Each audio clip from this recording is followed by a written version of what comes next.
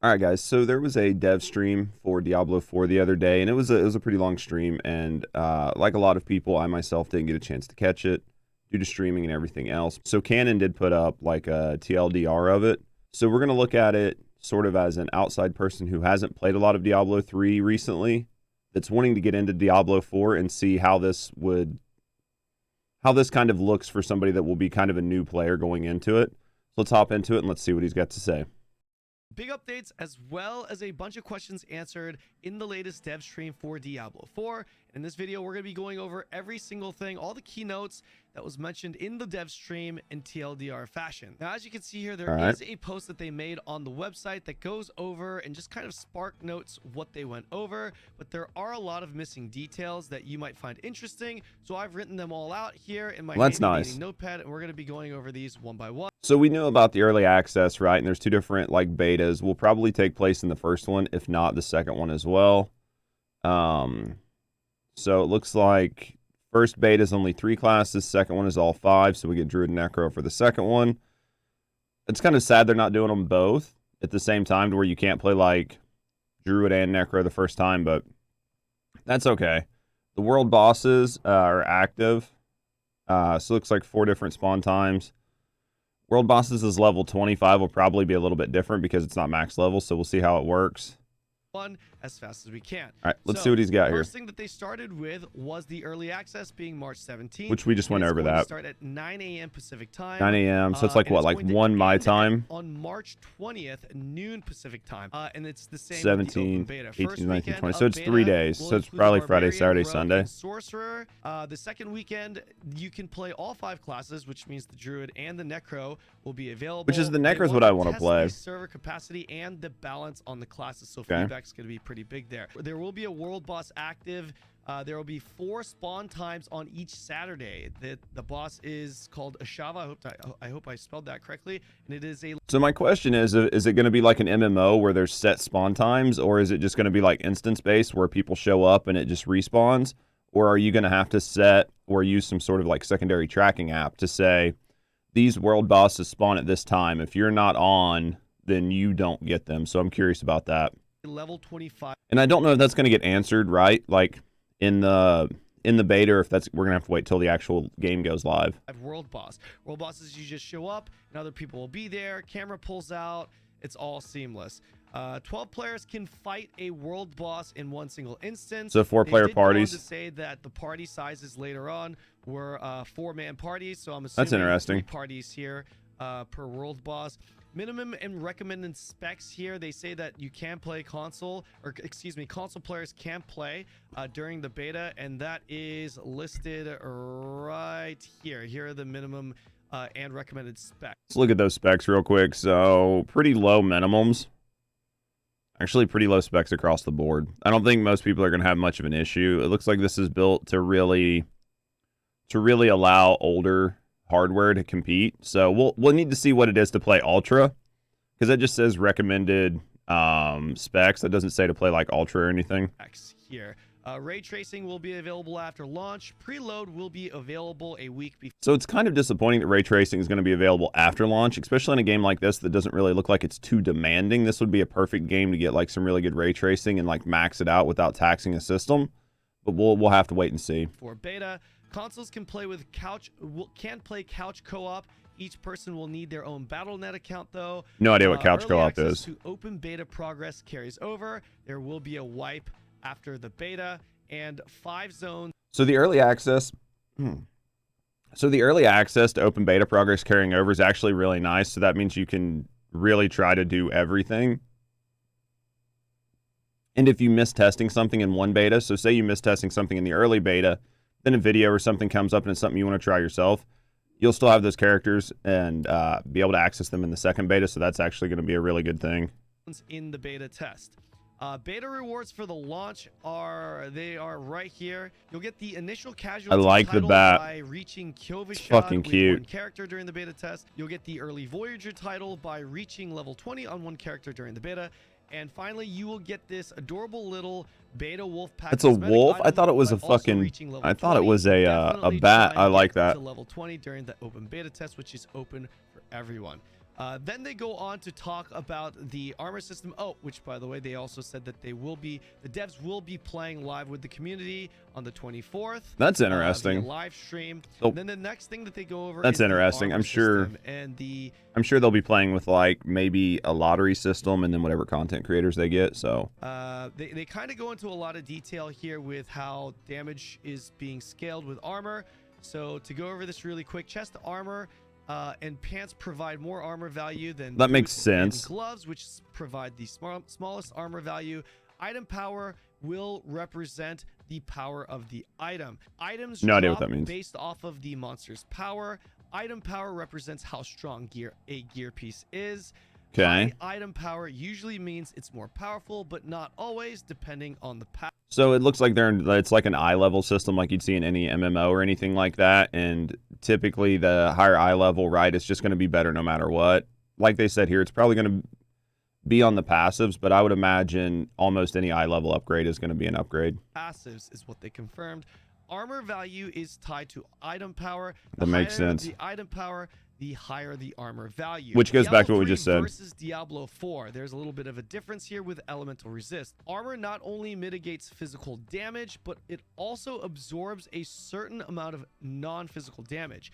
Armor will absorb 50% of non-physical damage. For example, if it absorbs 60% physical damage, it will absorb 30% elemental damage. Higher world tiers have elemental resist penalties, so you need to keep up with your elemental resist. The higher the world tier, the bigger the penalty. There is a 20% penalty from world tier 2 to tier 3, 20% less resistance, and a 40% penalty to tier 4. Armor scales with... So as somebody who doesn't play a lot of Diablo 3, the terminology there kind of throws me because I don't understand exactly how that works, especially as I've seen people like skimming through Twitch directory that are like Paragon level 2000. I'm unsure of exactly how that goes, but I get the penalty and the way it stacks. So in theory, it's going to make sense. We'll just have to get in and test it in the actual game, right? With level shown represented in the chart, which I'm going to pull up right here. This is the chart that they showed us on the stream. Damage reduction from armor goes down with level as shown on the chart. Higher level monsters penetrate more armor damage reduction as shown on the chart. Monsters also now have damage mitigation. Higher levels, they absorb more damage. So they bullet sponge. Traditionally just increasing the mob's HP values at each level. Problem with the HP values just increasing in the billions. Damage numbers extremely high in the billions as you go end game. The damage reduction on mobs will not. So I'm going to assume from like a coder programmer standpoint that having damage mitigation is going to help because you can only have like your values can only get so high and then you just can't program the values any higher. So if you add a mitigation, it's going to allow you to continue to scale monsters higher over time. So that makes sense. Exceed the damage increase on a player, so you will still see a damage increase. This was a change that they made for Diablo 4. Next, they go on to talk about strongholds. As you explore the world, there will be one stronghold per zone, 5 zones. Private experience. This is a private experience, so you and your party only will be able to. So it's instant stronghold missions. Okay. Once you complete your stronghold, it then becomes public, and then people can interact with it. Interesting. When you conquer a stronghold, there is a lasting impact on the world, and strongholds also give a lot of renown, which is essentially just a new currency to purchase more upgrades. Think rep vendors. I imagine to unlock a variety of things, including dungeons, waypoints, I imagine the renown is going to be for like cosmetic stuff, aspects, etc. Hardcore also was finally confirmed as the last thing that they mentioned in the dev stream before the Q&A section. The first question that was asked was, when will we learn more about Diablo 4's progression and end-game systems? The answer to that was after the beta. We will be going over this, and that makes we'll sense. Be sharing that information. The next question, is there a limit on the number of people that you can see it's a good question. World? The answer to that was yes, there is a limit you can see at one time. That's fine. Just depending on the content.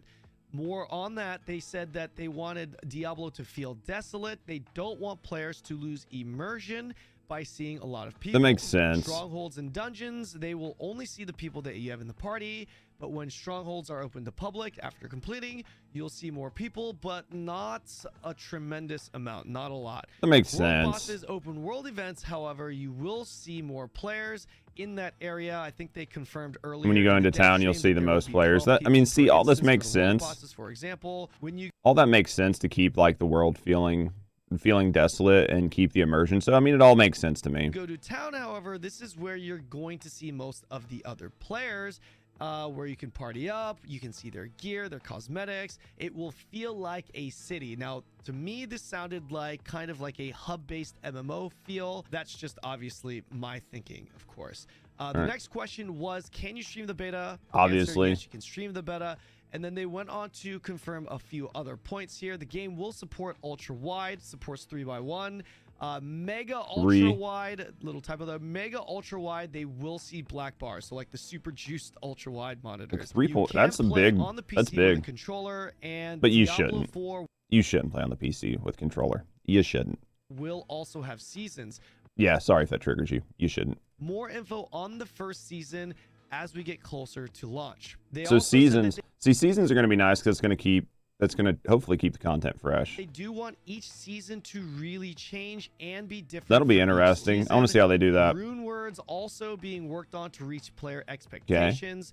WASD will not be supported at launch, but they will continue to look into it. Diablo 4, however, will have a lot more customization when I need custom keybinds. If you don't have custom keybinds, then we're going to have a problem. Like, a game in this day and age should have custom keybinds.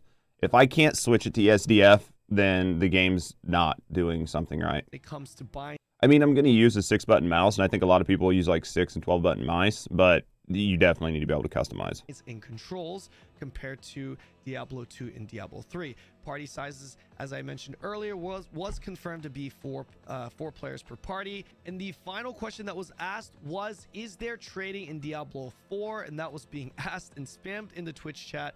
The answer to that was trading in Diablo 4. Killing mobs to get loot. Yeah. 3, but not wide open. They want. You have to be careful with trading in games because trading in games promotes bots and a bunch of other things, which can then kill a game's economy and give you no reason to grind. So there has to be, yeah, I can see this. There has to be a mix between allowing you to trade some items with your friend while you're instance doing things, like you run a dungeon and something for your friend, you would trade out. But wide open trading, yeah, I can see this.